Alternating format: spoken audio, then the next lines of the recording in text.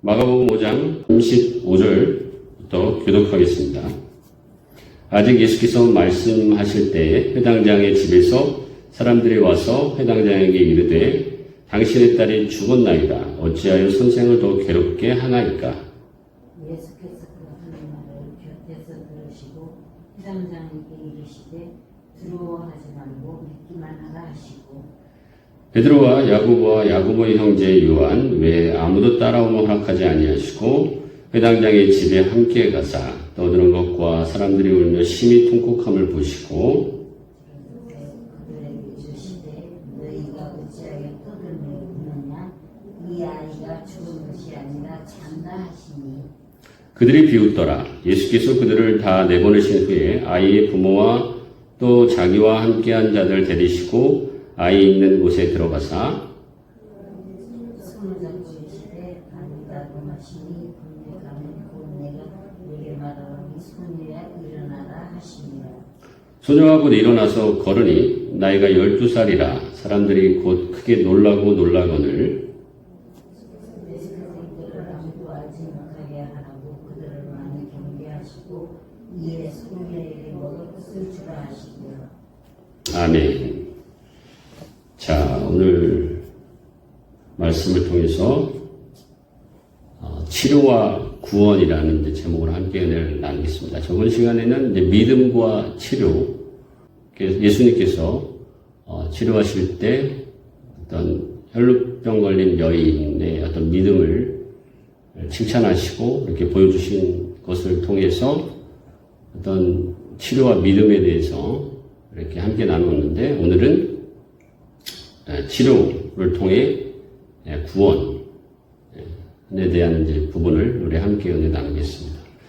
저번 시간에 회당장의 딸이 이제 죽게 되어서 간절히 예수님께 나와 그 병을 치료해달라는 이제 얘기로 이제 시작이 됩니다. 뭐 어떤 자세한 설명도 할 겨를도 없이 또 두 번째 사건이 이어지는데 이제 12회를 혈루병 걸린 여인이 등장을 하면서 그 여인의 이제 치료의 사건이 이제 이어집니다. 언급이 되는데, 제가 항상 이 본문을 이제 읽고 접할 때마다 그 회당장 어떤 사건이 먼저 해결된 것이 아니었잖아요. 그래서 회당장 입장에서는 굉장히 뭐랄까요, 불만이 있을 수 있을 것 같아요. 어떤 사람이 이제 그 여럿이 모임 가운데 말을 하면 그 말을 하는 도중에 뭔가를 이야기를 끊는다는 것은 굉장히 어떻게 보면 그 사람을 존중하지 못한 행동이잖아요. 그렇기 때문에 뭐 우리 아이들도 가끔 이제 우리 엄마 아빠에게 불만을 토로할 때 왜 내가 하고 있는데 다 해결하지 못하고 다른 사람 얘기를 또 듣느냐 이런 얘기를 할 때가 있습니다. 그래서 뭐 부모의 입장에서 종종 실수할 수도 있는 것이고 아니면 부모 입장에서 큰 그림을 그리고 있는 걸 수도 있어요. 아이들이 이해할 수 없는. 그러나 아이들의 입장에서는 그렇게 불만을 할 만한 어떤 상황일 수 있습니다. 그래서 오늘 이 본문을 통해서 회당장의 입장에서는 굉장히 다급하다는 것을 느낄 수 있죠. 왜냐하면 어떤 병인지 모르겠지만 딸이 죽게 될 상황이라고 그렇게 입술로 고백을 하고 있기 때문에 그렇습니다. 어찌됐건 이제 마가복음 지난 시간에서는 예수님께서 또 혈루병 걸린 여인의 그런 마음 또 그 어떻게 12회 동안 고생을 했는지에 대한 것들을 언급했었죠. 그래서 많은 의사를 찾아가 봤는데도 효험도 없었다는 그런 어떤 병자에 대한 마음을 잘 표현해주고 있고 마태복음은 어떤 그런 배경적인 설명 없이 그냥 직설적으로 그 혈루병 걸린 여인의 그 마음을 확실하게 이제 드러내는 것을 볼 수 있죠. 그래서 옷자락만 만져도 예수님의 옷자락만 만져도 나을 거라는 그런 마음을 통해서 그 믿음을 이제 보여주고 있고 또 이제 누가복음의 입장에서는 어떻게 설명을 했어요? 구체적인 어떤 사실을 좀 많이 언급했죠. 누가복음은 말리의 딸 12살이라든가 또 예수님의 직접적인 말을 두 번이나 선포했던 것들. 그러니까 사실적인 것들을 구체적으로 이제 제시하는 것들을 통해서 어떻게 보면 구체적인 그런 말의 선포, 또 기도, 이런 것들을 우리가 조금 생각해 볼 수 있었던 거죠. 그래서 구체적인 기도, 어떤 병에 대해서 어떤 어려움을 만났을 때 구체적인 기도, 또 믿음의 확신을 가지고 선포하는 것, 그것에 중요하다라는 것을 우리 함께 은혜 나눴습니다. 복음서에서 언급된 공통으로 나와 있는 이 사건에 대해서 우리 세 가지 관점, 그러니까 그 복음서의 각 관점에 대해서 우리 함께 은혜를 나누는데, 오늘은 회당장 야이로의 딸이 죽게 되어서 그 이야기가 시작됐는데, 근데 왜 아까도 잠깐 언급했던 것처럼 하필이면 12에 걸린 여인이 중간에 이제 등장해서 마치 어떤 의미가 있을 것 같지 않으세요? 그냥 우리가 단순히 중간에 삽입된 것이 아니라 어떤 의미가 있는지 우리가 함께 그 연관성을 가지고 좀 함께 은혜를 나눠보려고 합니다. 그래서 그 연관성이 무엇인지, 첫 번째로는 혈루증 걸린 여인의 이제 치료의 시작이 어땠습니까? 예수님의 옷자락을 만지는 곳에서 시작이 된 거잖아요. 어떻게 보면 혈루병 걸린 여인의 믿음을 보여주고 있는 것입니다. 그런데 이제 회당장 딸의 치료에 대한 이야기는 그 혈루병 걸린 여인의 그 스토리를 이제 언급하고 예수님께서 그런 어떻게 보면 치료의 과정을 보여주는 그 사이에 회당장의 집에서 이제 누가 와서 어떤 사실을 알려주는데, 야이로의 딸이 이미 죽었다라는 사실을 이제 알려주죠. 어떻게 보면 그 12에 걸린 혈루병 걸린 여인의 직접 예수님의 옷자락을 만진 그 믿음을 강조했었는데, 이 회당장 야이로의 딸에게는 어때요? 어떤 죽은 딸이 어떤 믿음의 행동도 할 수 없었다는 것을 좀 보여주고 있어요. 그래서 대조를 이루고 있어요. 하나님의 전적인 은혜를 어떻게 보면 회당장 야이로의 딸은 이제 기대해야 했다는 것입니다. 우리 삶에서 이제 병이 들었든지 또 죽은 혹은 어떤 어려운 상황을 이제 겪게 될 때 전적으로 믿음으로 나아가지 못할 때가 있잖아요. 그렇죠? 그러나 이제 우리 그리스도인들은 그냥 담대하게 믿음으로 나아가야 한다라고 하지만 사실 낙심될 때는 현실적으로 어때요? 아무 힘도 없을 때가 있어요. 마치 죽은 사람처럼. 어떻게 보면 우리 삶의 현실의 문제인 것 같습니다. 우리 그리스도인들에게 닥친 어떻게 보면 정말 딜레마 같은 그런 문제예요. 문제라는 것을 우리가 오늘 이제 본문을 통해서 한번 생각해 볼 수 있는데, 그러니까 어떤 문제와 또 고통과 또 어떤 질병을 만났을 때 믿음으로 나갈 것이냐, 또 그런 것만 있는 것이냐. 그러나 오늘 12에 걸린 혈루병 걸린 여인에게 믿음을 좀 보여줬다면, 회당장 야이로의 딸의 죽음을 통해서 살리시는 예수님의 전적인 은혜를 또한 보여주고 있다는 것을 오늘 본문에서 생각해 볼 수 있습니다. 할렐루야. 여러분, 우리가 낙심될 때 아무것도 할 수 없는 거라고 우리가 생각할 때도 주님께서 일하십니다. 주님께서 우리 손을 일으키기를 원하세요. 여러분 믿으십니까? 너무 쉽게 포기하지 말고 우리가 주님을 의지하는 여러분 되시길 바랍니다. 믿음이 더 중요하냐, 예수님의 은혜가 더 중요하냐, 이것의 문제에 있어서 어떻게 보면 오늘 본문은 어떻게 말하고 있는 것 같아요? 마치 둘 다 중요하다 라고 말하고 있는 것 같지 않으세요? 우리 아이들? 그렇습니까? 우리 삶의 현실 가운데서 그렇잖아요. 믿음도 중요하고, 정말 우리가 믿음이 없을 때 하나님의 은혜와 은총이 있다는 것을 여러분 잊지 마시기 바랍니다. 하나님 우리가 함께 하셔요. 오늘 본문을 통해서 두 가지를 이렇게 보여줌으로써 무엇이 옳다라는 걸 말하고 있지 않잖아요. 성경의 대부분은 그렇습니다. 성경은 어떤 것에 대한 의미를 던져줌으로써 우리로 하여금 선택하게 하고 하나님의 은혜를 깨닫게 하는 것이 성경의 가르침인 것 같습니다. 예수님, 특별히 오늘 마가복음의 우선 치료를 통해서 여러분, 혈루병 걸린 여인의 그 믿음도 중요하고, 그 어떠한 상황 가운데서도 낙심하지 않고, 하지 않기를 원하는 주님의 그 도우심, 그 은혜, 은총. 장로교에서는 그 은총이란 말을 많이 쓰더라고요. 은혜와 은총을 좀 구분을 하던데, 무슨 의미인지 잘 모르겠지만, 어찌됐건, 하나님의 은혜와 은총을 여러분, 기대하는 여러분 되시기 바랍니다. 그것은 어떻게 보면, 그것을 기대한다는 것은 어떻게 보면 너무 당연한 거예요.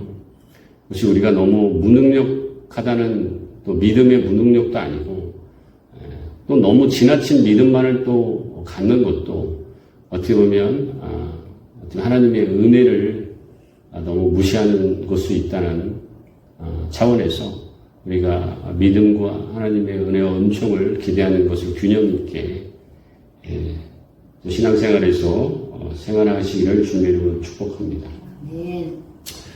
두 번째 어떤 연관성을 한번 살펴보면 혈루병 걸린 여인의 병을 이제 치유한 것은 어떻게 보면 예수님께서 많은 병자들을 치유하셨기 때문에 우리가 마태복음을 이제 말씀 강의로 이제 나가면서 8장, 9장에서 예수님의 10가지 이제 기적들을 우리가 한번 확인해 봤었죠.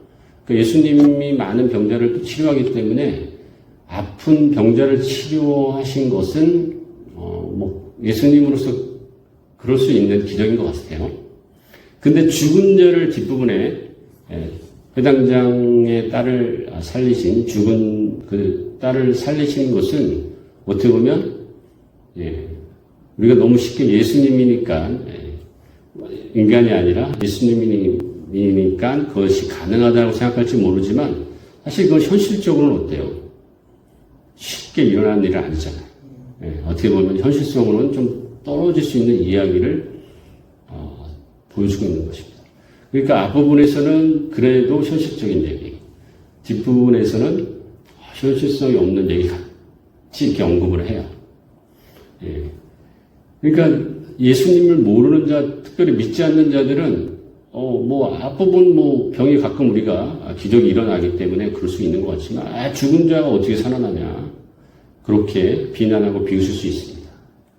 그러니까 오늘 본문을 통해서 우리는 어떠한 이 두 가지 일들에 대해서 어떤 마음을 가져야 되는지 우리에게 좀 뭔가 질문을 던지고 있는 것 같지 않습니까?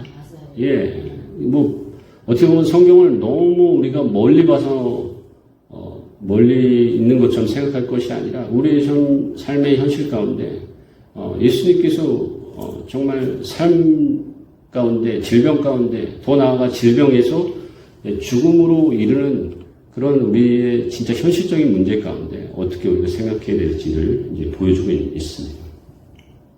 예수님께서 이제 죽은 자를 살린 경우가 이제 성경에서는 뭐 구약에서도 몇 번 나오죠. 뭐 엘리야 시대 때나 엘리사 그의 제자 엘리사의 경우에 뭐 사르밧 과부의 아들을 살리시기도 하고 또 엘리사는 이제 수넴 여인의 독자를 살린 경우도 있는데 신약 시대 예수님께서 특별히 죽은 자를 살린 경우가 몇 가지가 있을까요? 네, 세 가지 보여줬죠. 예, 그래서 오늘 본문의 경우가 있었고, 이제 또 누가복음 이제 7장에 보면 이제 나인성 과부의 독자를 살린 경우가 있었습니다. 그리고 또 한번 생각해 보세요. 여러분들이 잘 아는 경우인데 또 누구를 살리셨죠? 어떤 경우 죽은 자를 죽은 나사로를 살리는 경우가 있었죠. 예, 그래서 오늘 본문은 이제 마태, 마가, 누가복음 이제 세 복음서에서 언급을 하고 있고, 나인성 과부의 독자를 살린 경우는 이제 누가복음, 그다음에 죽은 나사로를 살리는 경우는 이제 요한복음 이렇게 이제 언급이 돼 있어서 이제 세 부분에서 예수님께서 죽은 자를 살리셨습니다. 근데 공통점이 있어요. 나인성 과부의 그 독자를 살리실 때도 예수님께서 청년이었거든요. 청년아 일어나라 이렇게 말씀을 선포하셨고 또 오늘 본문도 마찬가지죠. 오늘 본문 이제 소녀였었죠. 해당장의 딸이니까 소녀야 일어나라. 또 죽은 나사로도 살리실 때 나사로야 나오라. 예. 그러니까 굉장히 공통점이 있죠. 예. 죽은 자의 이름을 언급하셨어요. 예. 그리고 분명히 말씀으로 행동으로 구체적으로 선포하신 것입니다. 그러니까 어떻습니까? 저 여러분들이 함께 생각해 볼 수 있는 것은 뭐 질병에 걸렸던 또 죽은 자든 물론 일단 하나님께서 예수님께서 말씀으로 구체적으로 또 죽은 자에 대해서 선포하셨다는 것입니다. 그러니까 하나님께서 죽음과 사망을 깨뜨리셨는데 어떻게 보면 그 인간을 사랑하셨다는 것을 깊이 깨닫지 않습니까? 이름을 분명히 불러주시잖아요. 그리고 죽은 사람에 대해서 분명히 언급하시죠. 그리고 어떻게 보면 단순합니다. 일어나라, 나와라. 단순하게 선포하시는 것이죠. 목표를 향해 선포하시는 것이죠. 그러니까 저와 여러분들도 이제 예수님의 말씀의 선포를 통해 배워야 될 것은 뭐예요? 그러니까 우리가 사람에 대해서 분명한 어떤 확신을 갖고 있어야 돼요. 그리고 분명한 목표가 있어야 됩니다. 그냥 뭐 예수님께서 막 길게 희미하게 얘기한 게 아니라 단순하게 구체적으로 나오라, 일어나라, 할렐루야. 그렇게 선포하신 것을 알 수 있고 또 하나의 오늘 이제 흐름 가운데 공통점을 보면요. 마치 죽은 자를 어떻게 보면 너무 쉽게 일어나게 하시고 나오게 하신 것이죠. 이 문맥상으로 보면 마치 죽은 사람이 아니라 자는 사람처럼 인식을 했다는 거예요. 물론 뭐 예수님이기 때문에 어떤 큰 능력이 있어서 그렇게 자는 것처럼 자다가 마치 일어나게 하게끔 하는 것처럼 쉽게 선포하는 걸 수도 있겠지만 그러나 이 문맥상 의미가 그렇다는 것을 우리가 분명히 좀 깨달을 수 있습니다.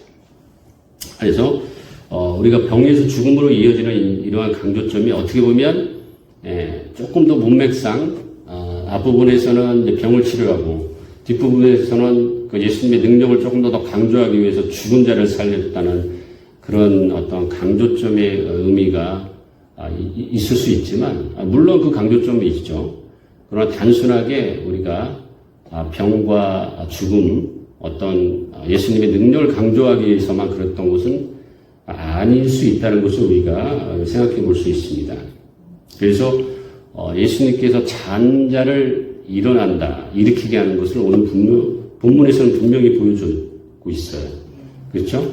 우리 이제 마가복음으로 돌아오면 마가복음 5장 39절에 한번 읽겠습니다. 들어가서 그들에게 이르시되 너희가 어찌하여 떠들며 우느냐 이 아이가 죽은 것이 아니라 잔다 하십니다. 잔다라고 이제 표현하고 있습니다. 근데 사실 이 부분은 신학적인 어떤 이슈가 좀 있는데 이것이 어떻게 보면 우리 인간이 나중에 육체적인 죽음 이후에 어떤 부활을 의미하는 것이다. 이렇게 이제 말을 하는 사람도 있습니다. 그러나 또 다른 학자들은 그냥 이 본문에서는 꼭 부활을 의미하는 것이 아니라 예수님께서 그냥 그 기적을 일으키신 것이다. 죽은 자를 이제 일으키신 것이다. 그러나 예수님의 분명한 표현은 뭐라고 그랬어요? 죽은 자였는데 잔다라는 표현을 썼어요. 그러니까 어떻게 보면 우리가 물론 어떤 이론에 대해서 우리가 동의하는 것 이전에 예수님의 말을 통해서 우리가 깨달을 수 있는 것은 그리스도인의 어떤 죽음은 뭐예요? 영적으로 봤을 때는 자는 것과 같다는 것입니다. 한번 이제 말씀 한번 볼게요. 데살로니가전서 4장 14절, 17절의 말씀을 통해서 우리가 조금 더 어떤 부활적인 의미를 생각해 볼 수는 있어요. 우리가 예수께서 죽으셨다가 다시 살아나심을 믿을진데 이와 같이 예수 안에서 자는 자들도 하나님이 그와 함께 데리고 오시리다. 여기서도 잔다는 표현을 썼죠. 우리가 주의 말씀으로 너에게 이것을 말하노니 주께서 강림하실 때까지 우리 살아남아 있는 자도 자는 자보다 결코 앞서지 못하리라. 주께서 호령과 천사장의 소리와 하나님의 나팔 소리로 친히 하늘로부터 강림하시리니 그리스도 안에서 죽은 자들이 먼저 일어나고 그 후에 우리 살아남은 자들도 그들과 함께 구름 속으로 끌어올려 공중에서 주를 영접하게 하시리니 그리하여 우리가 항상 주와 함께 있으리라. 예. 이 데살로니가전서 이 4장의 말씀은 어떤 이제 죽음 이후에 이제 부활을 의미하는 것이죠. 근데 굉장히 흡사하잖아요. 그래서 우리가 이 마가복음의 이 5장을 꼭 죽은 부활을 의미하는 것인지 아닌지에 대해서 또 뭐 신학자들은 그렇게 얘기할 수 있는데 어찌됐건 뭐 그런 의미로도 이제 생각해 볼 수 있다는 것입니다. 그리고 분명한 것은 뭐예요? 예수님의 말씀이에요. 예수님은 죽은 자를 잔다라고 이제 분명히 표현하고 있는 것이죠. 그래서 우리가 어떠한 견해에 있든지 간에 잠은 어때요?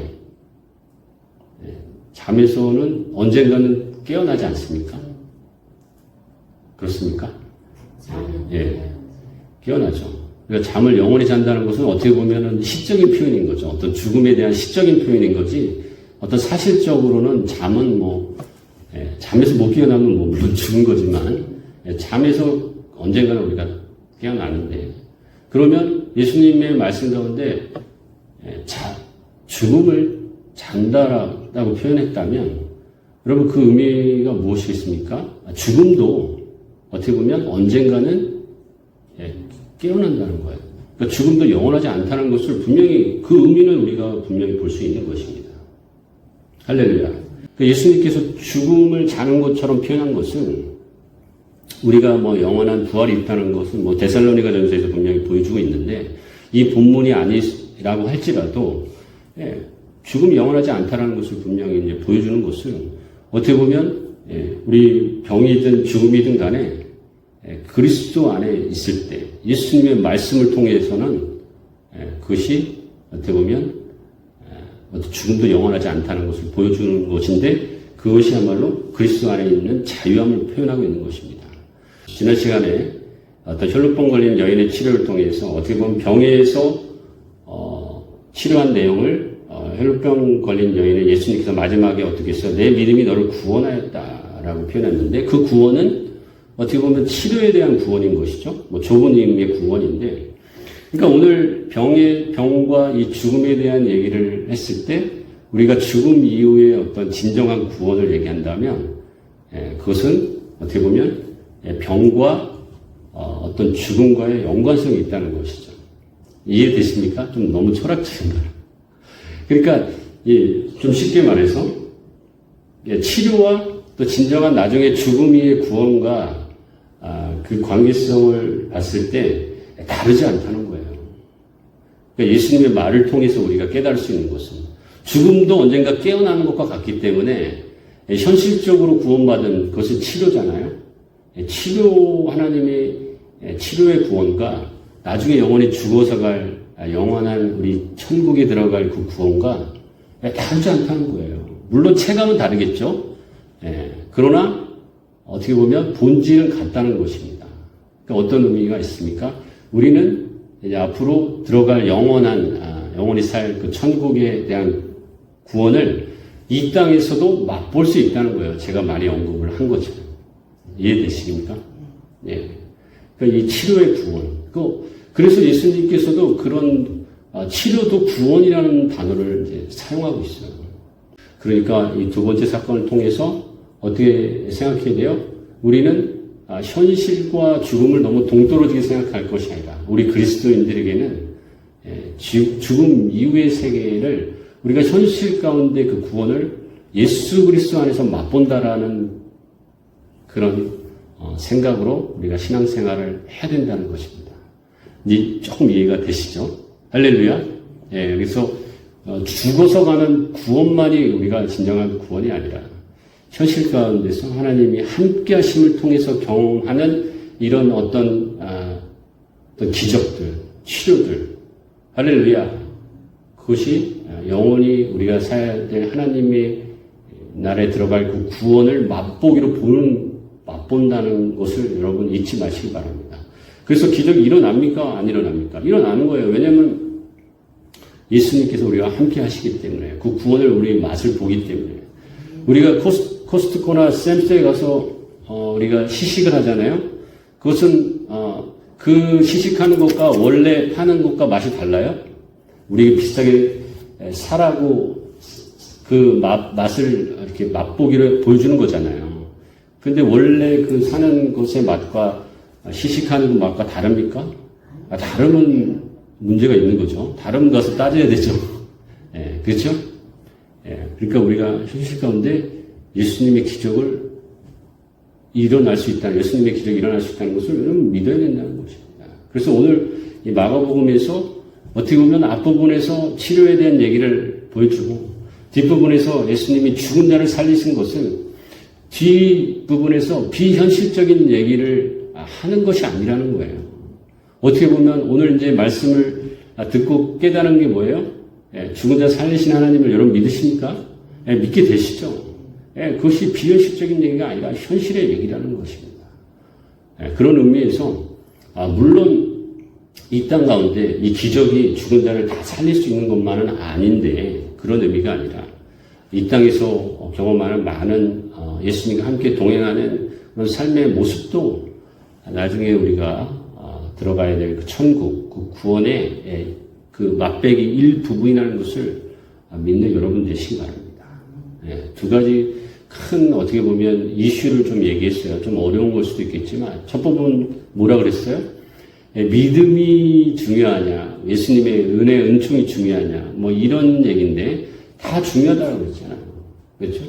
두 번째 오늘 또 얘기하는 부분은 비현실적인 믿음이냐, 현실적인 믿음이냐의 문제인데 그것이 다르지 않다는 거예요. 여러분, 우리 그리스도인들은 미래 하나님 나라를 바라보면서 현실을 살아가는 사람들입니다. 그래서 간혹 너무 비현실적으로 너무 허황된 삶을 살아가는 사람들도 있습니다. 간혹. 그러나 그런 것은 하나님의 뜻이 아니죠. 맞습니까?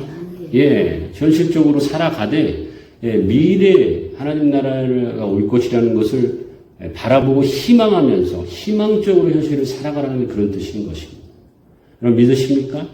여러분 오늘 두 가지의 이제 좀 어려운 주제를 얘기를 했지만 그러나 어떻게 보면 우리가 이 땅에서 피할 수 없는 그런 주제인 것 같아요. 그래서 믿음을 가지시고 믿음뿐만 아니라 예수님의 은혜를 기대하는 여러분 되시고 그 다음에 현실 가운데 치료 그것은 하나님 나라에 도래할 그때 영원한 구원의 맛복이라는 것을 여러분 믿으셔서 현실 가운데서 주 안에서 우리가 강건할 수 있다는 걸 믿으시기 바랍니다. 그 치료와 또 하나님의 은혜를 하나님 앞에 끝까지 믿음으로 갈망하면 나가셔야 돼요. 물론 하나님의 치료를 경험하는 것은 두 번째 문제입니다. 그러나 여러분 포기하지 마십시오. 끝까지 주님이 나와 함께 하심을 믿고 하나님의 치료의 손길을 붙잡는 저와 여러분들이 되시기를 주님의 이름으로 축복합니다. 기도하겠습니다. 우리 한번 같이 통성으로 기도하겠습니다. 하나님 오늘도 함께 하시고 하나님 나에게 연약한 이 모든 부분 그냥 포기하지 않게 하여 주시고 하나님 오늘 이 본문을 통해서 보여주셨던 것처럼 정말 현실적이든 비현실적일 것 같은 그런 상황일지라도 아니 끝까지 주님의 치료, 주님의 구원, 주님의 기적을 바라보기를 원합니다. 주님 함께하여 주시옵소서. 나에게 응답하여 주시고 영적인 은혜를 보여 주시옵소서. 주여 삼창하시고 간절히 기도합니다.